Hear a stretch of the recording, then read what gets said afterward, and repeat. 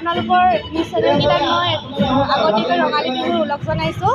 আজি আমাৰ তিলনগৰ এই কৰ্মশালাটি 10 দিনীয়া কৰ্মশালাটি শেষৰটি দিন ভাল লাগিল আৰু শিক্ষাৰ্থী আপোনাৰ আছিলে 18গৰাকীমান আছিলে। ভালেই লাগিছে আৰু যাতে এনেকৈ আগবঢ়াই নিব পাৰোঁ আমি যিখিনি পাৰিছোঁ আমাৰ ফালৰ পৰা চেষ্টা কৰিছোঁ।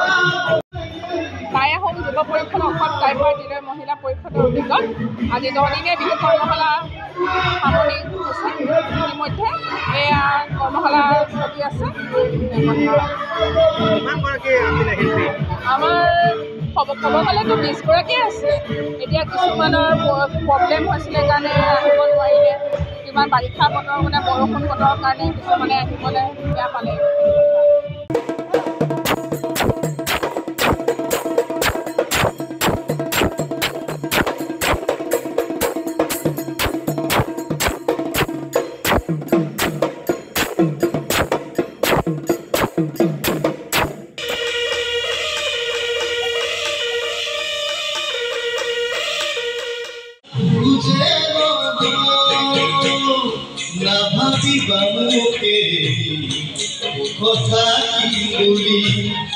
আপোনালোকৰ নিশ্চয়তাত মই আগতীয়াকৈ ৰঙালী বিহুৰ ওলগ জনাইছোঁ।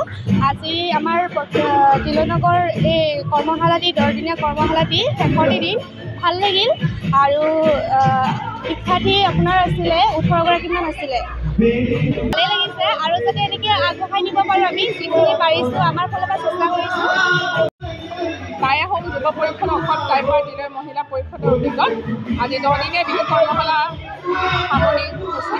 ইতিমধ্যে এয়া কৰ্মশালা চলি আছে। আমাৰ ক'ব গ'লেতো 20গৰাকীয়ে আছে। এতিয়া কিছুমানৰ প্ৰব্লেম হৈছিলে কাৰণে আহিব নোৱাৰিলে, কিমান বাৰিষা বতৰ মানে বৰষুণ বতৰৰ কাৰণে কিছুমানে আহিবলৈ বেয়া পালে।